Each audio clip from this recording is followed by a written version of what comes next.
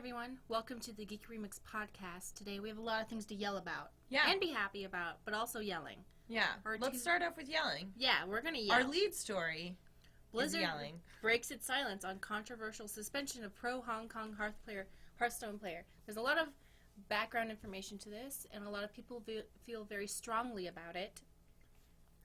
So what happened was a player from Hong Kong, and right now Hong Kong is having huge protests in the numbers of millions, people just blocking off entire highways and stuff. No one's going to work because they're trying to sign away basically 19 different laws, but one of them is an extradition law which would allow China to take anybody they want from Hong Kong. That's the simplest way I can put it. Mm-hmm. And in case you don't know, China is a really oppressive country, and they will take people just for saying China sucks. That's it. They'll take you for literally any reason. And you just disappear. And they say, oh, they're just being reformed. This is a country that stole the next reincarnation of the Dalai Lama. And they also made their own reincarnation of the Dalai Lama so that they could control Tibet's religion. So the Dalai Lama had to say, I'm not going to reincarnate. So that sucks. They stole... Imagine if you're not familiar with the Dalai Lama, someone stole the Pope. They just stole him and replaced him with a new person and decided that's it. Whether you agree with it or not, they're stealing people. So basically the protests are about, like, essentially the independence of Hong Kong from China. Yeah, Is yes. that, like, in very broad strokes? Which doesn't quite cover the severity of it, because sometimes you think, oh, they want independence, but they want independence for their own safety rather than other reasons, which can be just as valid, but this is, to them, it's a life or death, living free kind of situation. Mm-hmm. Rather than, we want independence. Like, no, we just don't want to be afraid all the time. Well, can you imagine if there was a law that just said, like, oh, this other country can take citizens of your country at any time for any reason? Mm-hmm. Like, that'd be scary.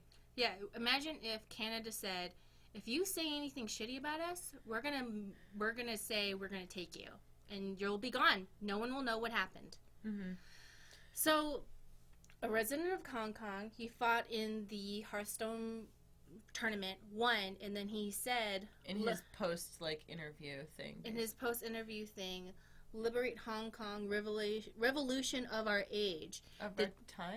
It's of our age. Oh, okay. And the two hosts of it just ducked under the table because they're in Taiwan. And I know people will say, they'll be protected in Taiwan. You can't guarantee that. They ducked underneath the table because they were scared. Mm-hmm. And the guy was wearing a mask because he's scared too. And Blizzard took their rewards away, banned him for a year, and... Fired the casters who literally hid underneath their desks, throwing everybody just away. And some people will think, well, why did Blizzard do that? There is somebody who used to work for Blizzard, and you may or may not agree with the things he says. I don't agree with 99.9% of the things he says. But at the same time, this is a man who grew up in Hong Kong and understands the oppressive state of China. So he can be wrong about literally everything except for this one thing, because he's experienced something neither of us have. And he explained that China, being big-brained in this one particular thing, decided that they would be able to control media by doing this to movies and video games, by encouraging companies to open up offices and giving them millions of dollars in order to invest in the Chinese market, so long as they were able to tell them what they could do and what they could sell. China has partial ownership over some gaming companies. Yeah, and movie companies. They're the reason why the Tibetan monk in Doctor Strange was whitewashed by a woman. It wasn't for whitewashing reasons standard. It was because they didn't want to acknowledge that Tibet was a country. So if they had a Tibetan monk as a lead character, China wouldn't allow it to be there. Ugh. Yep, that's why. Yeah. They couldn't have a Tibetan monk be a lead character or someone important because it would be acknowledging that Tibet is its own country and a place. Yeah. So they have some pretty strong hold over our media, which And if you think about it on the surface level, you're like, so what? It's market demand, but really it's control. So if Blizzard didn't fire these people, they would have lost probably $100 million. That's just my guess. And a lot of the stuff they've been marketing towards China, because China would have banned their games. Well, China already banned something else, too, as... It wasn't a Blizzard thing, but it was some other game. But basically, like, because China has invested in these companies, like... The Chinese government. The Chinese government. Not Chinese individual investors. This is literally the actual Chinese government, which was their plan to be able to circumvent, technically, censoring everybody. Yeah. So whenever you have... And, you know, it's natural for investors and for companies to invest in other companies, what you call it. But I think where this is, like, a little different is that it's, like, the government of a country, and that... with some of these companies, it's like a pretty substantial stake that they have in the company, meaning that, you know, if Blizzard does something that China doesn't like, they have a pretty, you know, significant leverage to get them to take action. And so I think a lot of people, you know, even though we've seen a lot of people in the U.S. being like, oh, like, Blizzard, like, what the fuck? Blizzard's kind of like... You know, and even not to take away their own personal. Well, and even Blizzard employees have been frustrated and have been like protesting at the company, but Blizzard is like, you know, they put out that tweet in Chinese that was like, oh, like we would never want to offend the Chinese people. Here, and, like, I have blah, blah, blah. it right here. Hold on. So Blizzard says here, amazing. They basically go on and say, oh, we scaled back the punishment for these people. It was a little harsh. I'm like, you just threw two people who were scared for their lives under the rug and just ran. You bad people. Yeah. Genuinely bad people. And every voice matters. We encourage everybody to share their point of view, but we're not going to allow people to have politics in our streams. And I'm just thinking, you know... You allow people to say politics on your streams all the time. You just don't consider it to be politics. Or you consider... Some people will say making all of your Overwatch characters gay is politics. I don't think it's politics, but some people would think it is. You're just saying it. And you're just fucking doing whatever the fuck you want and then saying you can't do it. But then... They're saying, like, oh, we would never do anything like that, and we would, you know, we're not, like, on China's side. And then someone goes, your statement is utterly contradicted by your statement on Weibo, which is the Chinese version of Twitter where they can control everything you say. Good job. Thanks, Claire. I can't say your last name. Sjoberg. And it said, Hearthstone's official statement. We are very angered and disappointed at what happened at the event last weekend and highly object the expression of personal political beliefs in any of our events. We always, we will defend the pride and dignity of China at all costs. Hearthstone official Blizzard account. And then someone goes, no, that's just the Hearthstone account. So I was like, it's the official Blizzard account. Yeah. And it drives me absolutely... up the wall. Yeah. So the whole situation is just, obviously there's just been like a lot of like talking about it.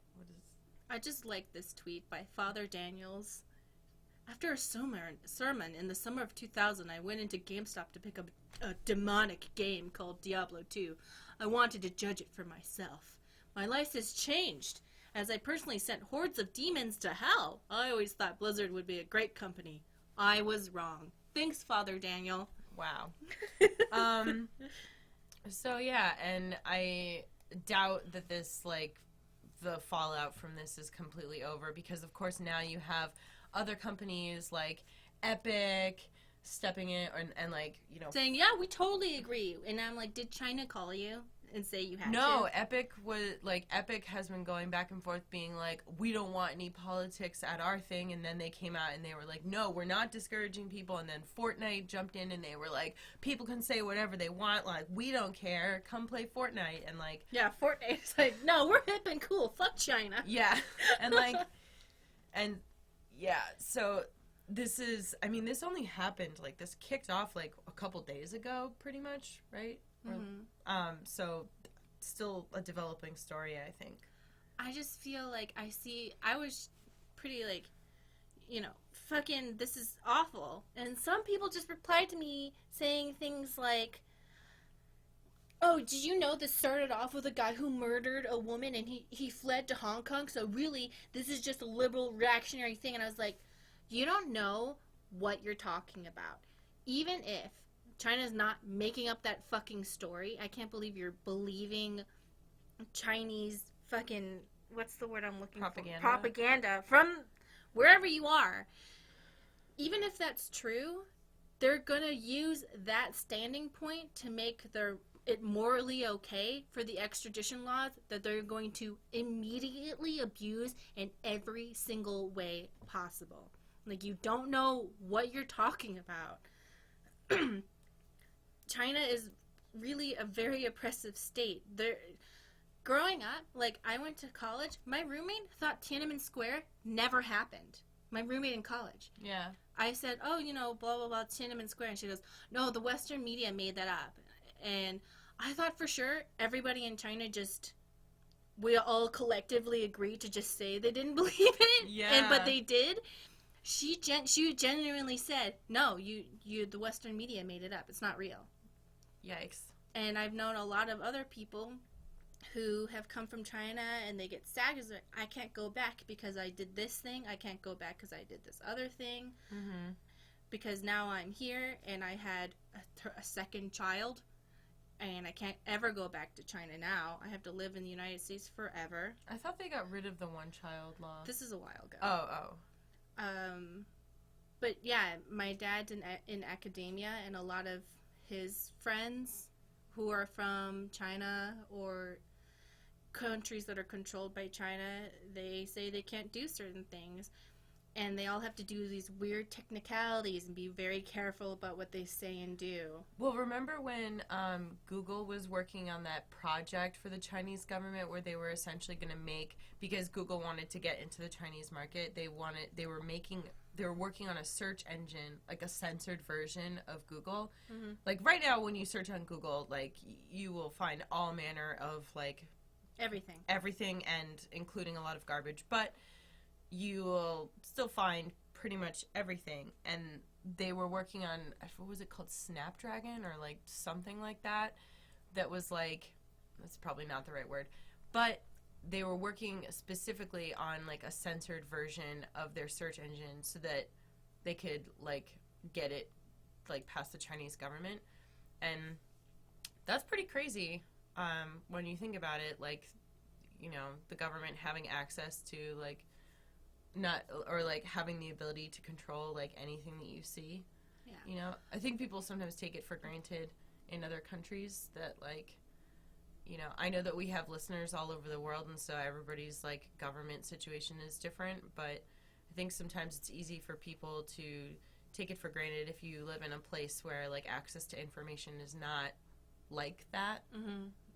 That like, oh, well. Remember they tried to turn the internet off in Egypt, I think? Yeah, it was Egypt. Oh, was it? I thought it was Turkey. Well, it probably happened in several places. Yeah. They turned it off and then everyone just rioted. Like, you took our memes away! Yeah.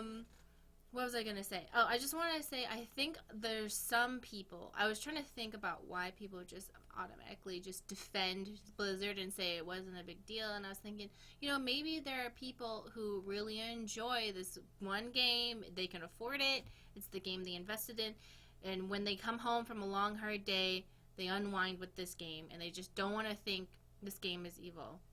And I want to say, if it's something that makes you feel better on a personal level, it's okay to enjoy the game and then say, but I'm not going to let Blizzard get away with it. Yeah. You know? Because I understand on a personal level, there are things we all need to do in order to survive the day. Even though we're not a starving orphan left in the desert, we still struggle in other ways, and we just need to survive the day. So I just want you all to know it's okay to still enjoy it, because if you're just sitting down or standing, anywhere you look is, if you're in the United States or any more developed country, that is the result of exploiting somebody. Mm-hmm. Somebody's being exploited, and it's a terrible reality to face, but at the same time, you can still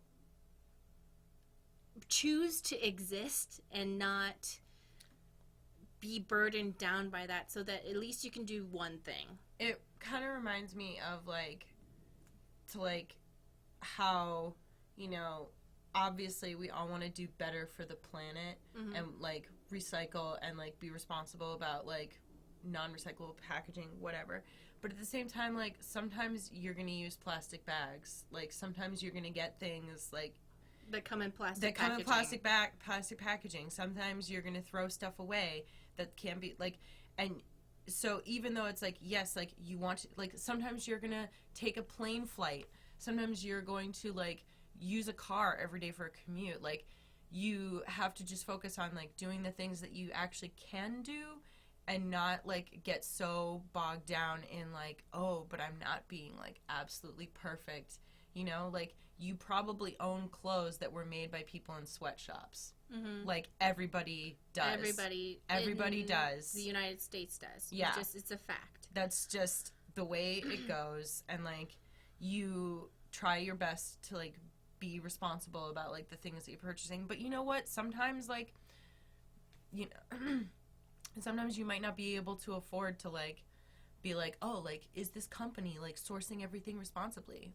Sometimes you on a personal level can't afford it. Yeah. Because, if you really love Overwatch and that's the game you can afford, or the game that you're good you've at, and sunk all your time into and that you enjoy, it's okay to like the game and still be like, Blizzard, what the fuck?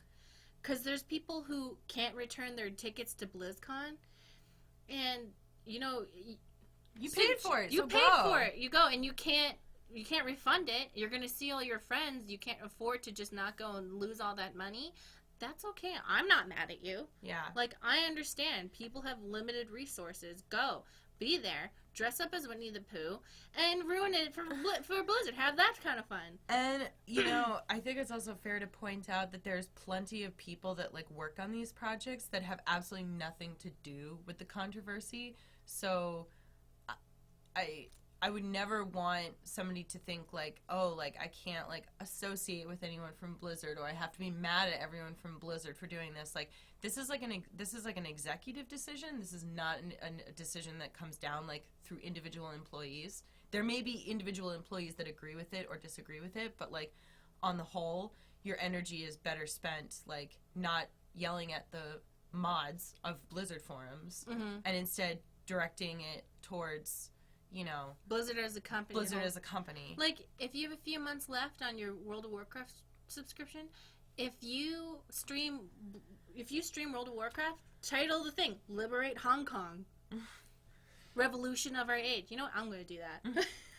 So, yeah, and I don't want people to think, I feel like sometimes when we talk about, we've had conversations about other games that, maybe, I'm just thinking, as a quick example of, Detroit Become Human, where that game made political statements that we were kind of but, we really enjoyed the game, and we also took the time to talk about those things. Yeah. And us commenting on them is never us saying you can't enjoy it or you shouldn't play it or whatever. I feel like playing the game and covering it and talking about all of the issues that came up gave a really good balance and made people feel really validated about their issues and stuff. Mm-hmm. And it wasn't something bad. I know that game is problematic. Just like how my favorite games theories in the whole world is Super Seducer. And sometimes I just think, when is Super Seducer 3? Yeah. When is it? When is it coming? Please, Super Seducer 3. When? Yeah. Like, I think my favorite developer might be Richard LaRuda. Sometimes I just sit here and I think about what some sort of accidental genius he is. But, you know, I just, you know, and I don't want people to think we're, like, up on our high horse about, you know, like, we have all these opinions about, like, what's problematic and, like, what is, like, quote-unquote good and what you should do. Mm-hmm. Because it's really just, like, we're just offering you our opinions and our thoughts and, like, trying to give you information about the situation. And then you get to go make your own decisions about what you think is the best course of action. And you know what? That might be nothing. Sometimes, you know, when I meet people and they say certain things, where I think are hurtful or harmful or just ignorant, instead of saying, you can't say, well, sometimes I get mad, but instead of saying, you can't say that, like, genuinely, sometimes I do say that, but so, I try to go, did you know that here's some facts about it, and this is why people feel the way they do about those words and stuff like that.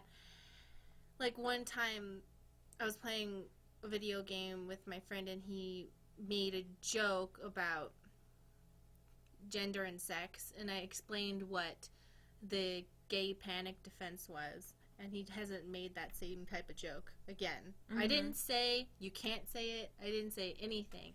I explained what it was and why I didn't like the joke. And I said, but you can make that joke. I'm just giving you the information. Yeah, and, like, letting you know that, like, when other people hear you joke, like, they take it seriously. Like, well, and, like, that's what they're gonna hear you saying. It's not just the joke, you know? Mm-hmm. So, yeah. But I just explained it, and I was just like, you can say the joke, you know, I'll get over it, but I'm letting you know this information. And usually, and I'm not trying to, like, indoctrinate anybody. That's just how I want to be. Yeah. But don't get confused. Sometimes I yell. Sometimes I say, get fucked, well, and also, I ban them. You know, I think it's fair to say that, like, sometimes people have the emotional energy to take that cool and collected response, and other times you're just like, you know what? Not today. Yeah, sometimes it's okay to just block them. Yeah.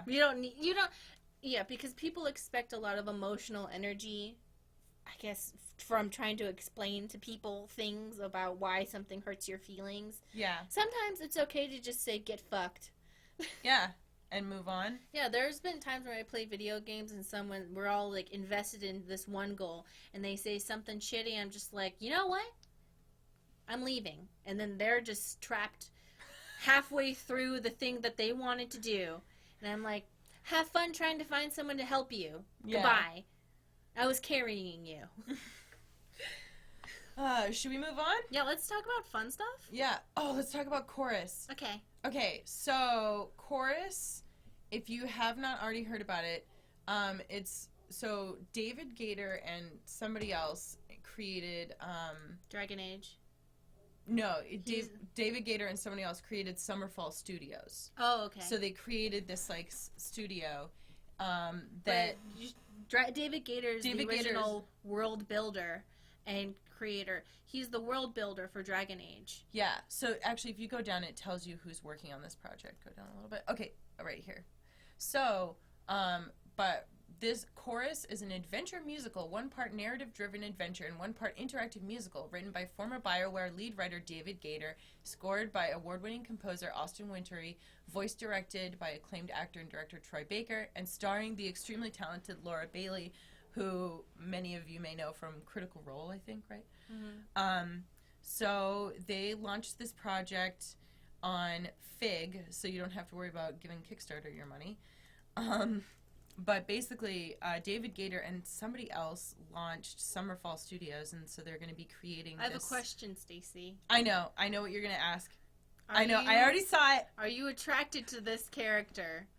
In case you're listening, it's a character wearing a three-piece suit and a trench coat, but has Stacy's exact haircut And as soon as I saw it, I was like, Stacy's attracted to this woman. Listen. This woman. Listen! Person.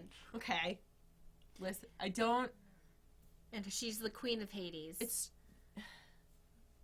Stacy, she's wearing a trench coat. I know. Stop. I know. You have to stop. Stop planning to buy that outfit immediately. I know I'm going to see you on your computer later, and I'm going to see these pieces of clothing individually in your shopping cart. It would look so good on me, though. She's got, like, the purple pants and vest You with, like, guys a even- bustier coming out of the vest, and then You a guys trench even coat. have the same body type. Mm-hmm. She's got small boobs. Mm-hmm. I don't understand why. They're athletic boobs. I don't understand why. Okay, you know what? I do understand why, because of society. What? But people who have small boobs, your boobs are awesome. I like small boobs. Yeah. I have huge boobs. I like seeing small boobs. So I think that a lot of the messages that I got about femininity when I was growing up was, like, honestly, like, the Victoria's Secret catalog and Cosmopolitan. Mm-hmm. Where it was, like, really skinny women with huge boobs. Huge boobs. Somehow. And that, and I just, you know, like, my mom got a boob job when I was a kid. She went from, like, an A to a D. Mm-hmm. And I just remember, like, kind of being like, I don't know. It's not like these messages came from any one single place. It was just, like, that was always, like, associated with, like, femininity and, like, being sexy in my mind. And, Mm-hmm. like, so for a while, I thought that that's, like, what I really wanted, and I felt, like, really bad about, like, not having that. And then, like, more in recent years, I think I've been like, wow, like, I'm so glad that, like, I'm just the way I am, because that was me wanting that because of, like, how society made me feel, not, like, because it's actually what I wanted. Mm-hmm. You know what I mean? Mm-hmm. Anyway, but this game looks really cool. It's like singing battles, and I don't know, it just looks super cool, and it has a lot of cool people working on it.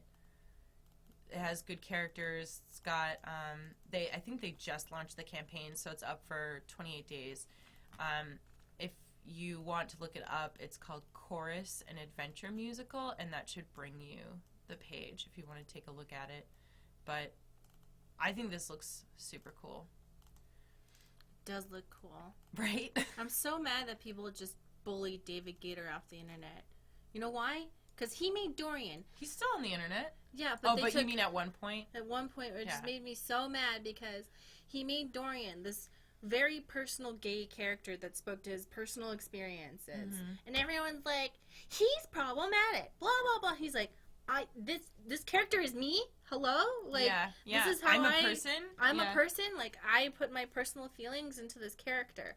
And someone was like, is it okay if we play Dorian as straight? He's like, I don't care. Yeah. And then that was just the end. And I'm just thinking, you know, you have these creators who put themselves out there at times where it was very hard to come out as gay or bisexual or lesbian and stuff. And then people just, because this is the person that you can talk to, people also direct all their anger to them. Mm-hmm. I feel like a lot of times people within different communities will attack their own community leaders for things that are being committed to the community, and somehow they vaguely, slightly, like, brush up against it accidentally, when you should be straight mad at the people who are hurting you. It just bothers me. And I understand why. It's because the community leader is accessible, while somebody who's passing a law that's making being gay illegal is not. Yeah, It just bothers me. I think it's also, it reminds me of, like, the times when people will, and I'm not saying that people shouldn't correct each other, but, don't say you shouldn't correct hold each on, other. let me finish my thought. So I'm not saying that people should not, like, correct each other, but, like, I think of the times when, like, there's been times when I've said things that were maybe, like, not articulated very well, or, like, weren't the best things to say, and some people come at you and they're just like, hey, like, you said this thing, you know, I don't like it. And other people, it's like, even though, like, the intention, like, was good, and it's like they know that I'm a person who's would not mean it in a harmful way, they still, like, yell and scream at you and get, like, really upset. And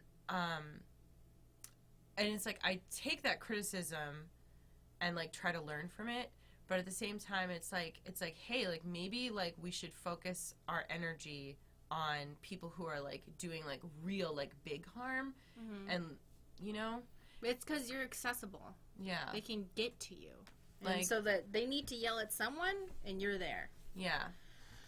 Well, but I'm not saying that people shouldn't correct shouldn't correct people at all. Yeah, no, I don't mind when people say, "Hey, when you said that, you're accidentally insinuating this." Yeah, and yeah. I because go, sometimes sometimes you don't know that and until I go, like you know, you're just tired. Yeah. Or we've been recording for 3 hours and I accidentally say something in the wrong way, or I say something and I just believe it and it's a stupid thing to believe, and someone goes, "Well, let me explain to you why this and this and this." You know what? What I think gets a lot of people too is that there's a lot of like phrases or like colloquialisms that are out in the world that come from certain things that are actually like it comes from a harmful place, but it gets repeated so much that it gets like divorced from its original meaning. And so like people may say it and they don't realize like, oh, like when you're saying this joke or like posting this meme, like this is what it actually came from. And so like it's more harmful than you think it is because you just saw it as like some random internet quote. So you're like, haha, that was funny. So anyway, moving on. Let's do this one. Yeah, okay. The director of Underworld, Len Wiseman, is going to be leading a female-centric John Wick spin-off. Ballerina will focus on a young assassin bent on revenge. So if you remember from John Wick 3, there is... there was a John Wick 3? Yeah. Oh my god, I'm so behind on the John Wicks. Whoa. Was there a John Wick TV show too? My brother and I saw it in the theater when it came out this past summer. Oh my god, was there a John Wick TV show though? Hold on, I'll get to that. So in John Wick 3, there's a part where John Wick meets Angelica Houston's like the director, who's like a leader of a ballet company that's a front for stuff. Anyway, there is a ballerina played by real life ballerina Unity Fallon. We don't know if this specific ballerina will be the lead in the movie or if they'll go with a more traditional actor or what, but it seems like that scene in the movie was kind of like setting up. I want her to kill people with ballerina moves. Well, yeah, I think that would be very cool. Like she does a pure, but whatever the fuck the spinny thing. It's funny because like, okay, so when I originally read this story like a couple days ago, and then I was like looking up more information about it. When you like go like type it in, there's of course all of like the nerd sites that have written about it, but then there's also like Point Magazine and like Ballerina Weekly and like all these places that are like we're mentioned somewhere. You know what I mean? And it was just like really cool to see like Point Magazine talking about like a John Wick movie, because otherwise those two things would never go together. I feel like all ballerinas are secretly, or maybe not so secretly, assassins on the verge of pure rage and just wanting to murder somebody because they're so stressed out. Well, because they're high-end athletes, to be honest. Well, and it's a sport that really I don't know whether it's like encourages or like draws people to it that are very have a hard time with food. Well, I was gonna say like the control thing is there for a lot of people, especially like with a lot of elite athletes. Like it attracts people who are very like diligent, dedicated. So yes, rage. Yeah. A constant undercurrent that I must control. Yeah, so I feel like a lot of ballerinas be like, yeah, I do want to see a movie where a ballerina just loses it. Just fucking loses it. Kills everybody. I hope that the storyline is she has a cat. The cat disappears. She finds blood on the floor. Goes off. Kills everybody. Comes back. Cat was just under the bed. Well, it's going to be the deaths of her family. No, I was hoping it would just be like... The cat? She thought her cat was dead. Comes home. The cat had just, like, fucked off for a while and came back. The blood was just from a mouse it ate. But what you were saying about the TV shows, so I don't know what the latest news is with that, but the show that you're referring to, it was going to be a show that focused on the Continental, the hotel where all the assassins meet, basically. So instead of being focused on like the John Wick character, it was going to focus more on like the hotel and like Oh, it never came to be, though? I don't know if they're still I mean, you could probably Google it and just... I don't feel like it. Okay. Well, we'll never know. So, what else? Oh, Galarian Ponyta, you may remember we talked about this. Yep. Is exclusive to Pokemon Shield. Oh, yeah? Cool. Yep.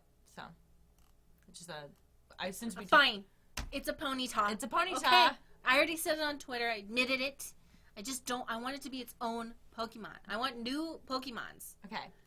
You all were right. I saw every comment. There were at least 20 comments saying it was a Ponyta. People sent comments to me, and they were like, Stacy, you were right. And I was like, okay. The great Pokemon. And I was like... if you're going to leave a comment, please make sure that somebody else hasn't already said it. Because I responded to, like, 3 comments being like, thanks for letting me know.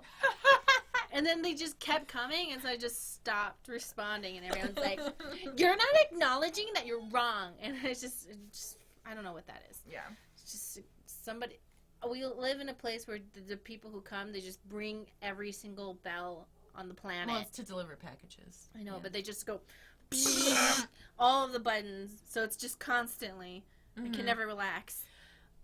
So Ubisoft has a new Rabbids game that is available on their game store Uplay, which basically teaches like sequential programming, loops, and conditions across 32 levels. It's basically like you have a bunch of Rabbids in your like spaceship or whatever, and you have to do like little like coding exercises in order to kick them out.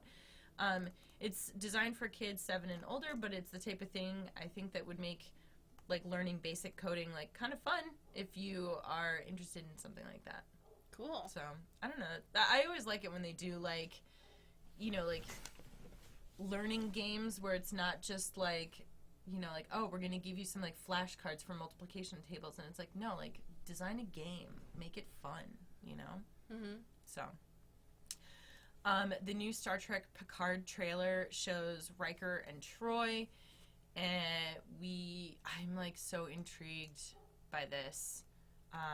I've decided to not look at anything because I get too excited. I'm just going to wait. I haven't watched the trailer, but I've been, of course, like keeping up with some of the news about like who's in it, because they keep announcing more cool people, like Jerry Ryan, 7 of 9. I always wonder, does he really want to be there? Because we went to that one thing where he just seemed like he just hated Star Trek and everything, and his true passion was doing Shakespearean plays.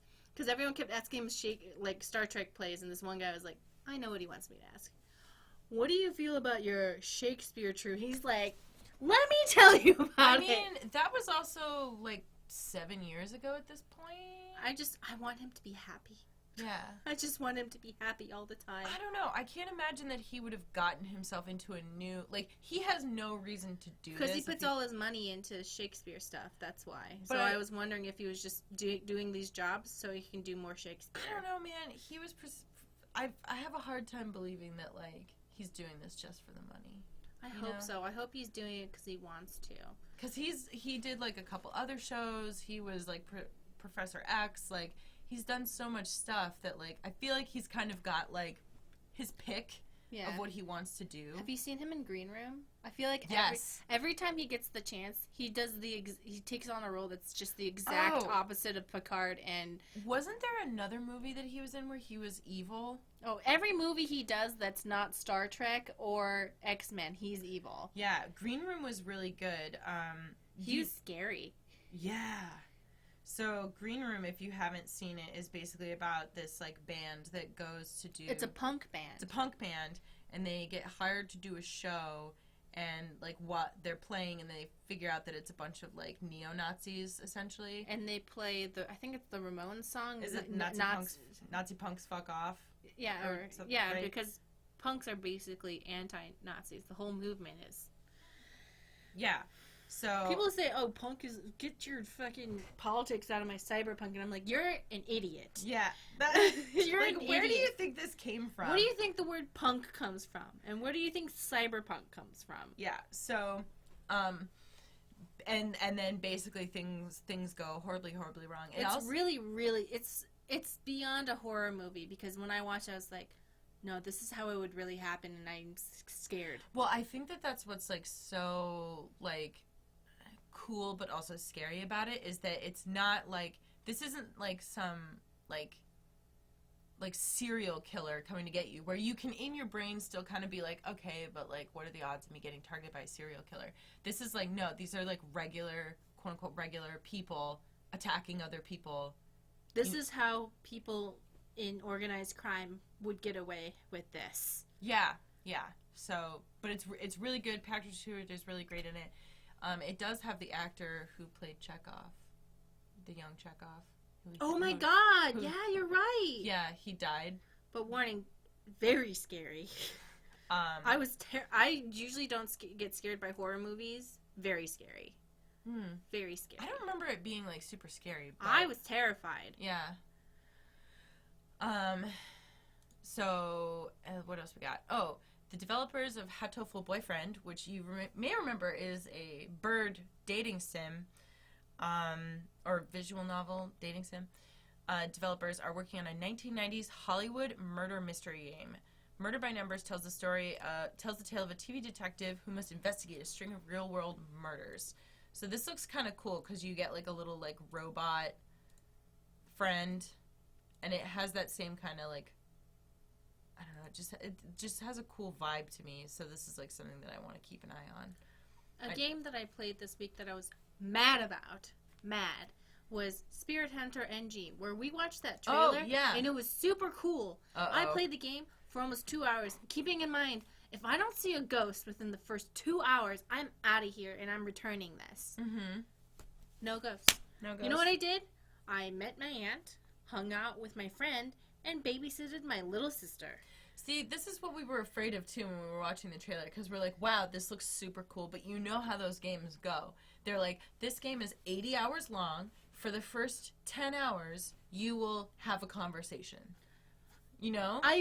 Towards the end, I was streaming this, thinking, okay, I'm going to show them all these cool monsters, because the monsters are in there. And then by the end, I was just clicking through, I'm like, when is the ghost coming? Because I don't have a problem with exposition. Just limit to half an hour of exposition. And then by the end there, you said, some people in the chat said, oh, is this by blah, blah, blah? Yeah, they have really, really slow burns. But the burn wasn't even slow. It was just forever. Like no burn? It was no burn. It was just slightly warm. Yeah. What else we got? We got, the third season of The Dragon Prince returns this November. I'm really excited about this. I have a friend that works on this show, and she said that this season is really great. Oh, they took the meme. They made it a meme. You know that meme? The meme that looks like this? Where it's just humongous monsters and then a tiny little fighter. Oh yeah, the tall girl wearing heels guy whose height begins with 5. No, that's different. That's the meme that you're bringing. These kind of memes. Yeah, that's literally the meme template. Oh, yeah. Okay. Me kissing goodnight, tucking in the homies. Yeah, that. I love it. I love the big monster meme. Yeah.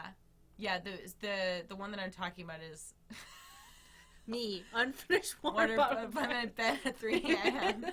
That's so mean. Imaginary monster, cool stick that I found. 10-year-old me.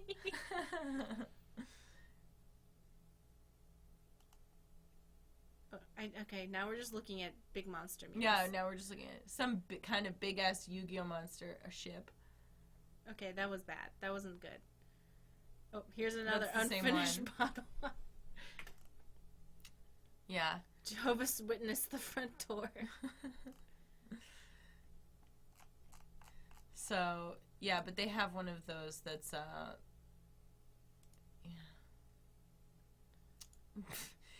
Okay, so anyway, I've been watching the show. It is super cute and just very good, and I'm very excited for another season. You want to chill out and not be stressed? Dragon Prince. I want to chill out and don't be stressed, and, like, everyone's cute, and, I mean, like, there's still, like, tension, don't get me wrong, but it's just, you know how it's, like, not the same as, like,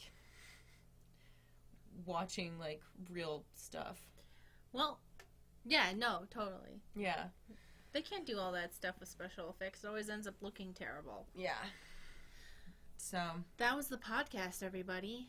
Yeah. Wait, was there... I feel like there was another thing that we were gonna talk about. Oh, you know, we should spend a little time, in case people haven't watched it, talking about our initial thoughts on the Bradwell conspiracy. I like it. Yeah. So if you haven't already seen the Let's Play series that we're working on right now, it's called the Bradwell Conspiracy. Kind of gives off like Portal, Firewatch vibes. You're basically this person who was visiting like a museum that's by Stonehenge, run by the Bradwell Foundation. There's some sort of like event and people are evacuated, but you're left alone. You eventually team up with like an AI voice that's kind of like guiding you around, and you have to do these like puzzles in order to get out. The game presents them as a real person. The AI? Oh, are you talking about the person in the glasses? Or yeah. The person... I'm talking about the literal AI in the glasses. Little AI in the glasses. Yeah. But the premise is you talk to a woman that you find 5 minutes into the game, and they give you take pictures of things, you send the pictures to the woman gives you information based on the picture that you sent, which I think is a very cool game mechanic. Mm-hmm. And sometimes you send the woman a picture, and she will hack something and open a door. Or other times she'll give you a hint of what you need to do next. So the programming is not very dynamic in that if you send a picture in the wrong order or a picture too soon or too late, it'll be weird. But at the same time, it's an indie game. Mm-hmm. So some people took points off on this. Said, this game's not worth it because the AI is not dynamic. And I'm like, okay, just... I mean, it's still pretty fun to play. And we're only a few hours into it at this point, but it's been kind of fun trying to like gradually figure out the mystery, like what's really going on here, because there's obviously a lot of hints being dropped that everything is not quite as it may first appear when you start up the game. There's also like another puzzle mechanic that's really cool because you get into this other place, and that's revealed a little bit later. So if you haven't already watched us play that, I recommend checking it out. It's cool, and it's definitely, do you want to see kind of, us trying to figure out what's going on? Well, also, it's kind of like a Firewatch and stuff. It's cool. Yeah. Just trust. It's cool. It's pretty cool. Just trust it's a cool game. Yeah. Goodbye. Bye.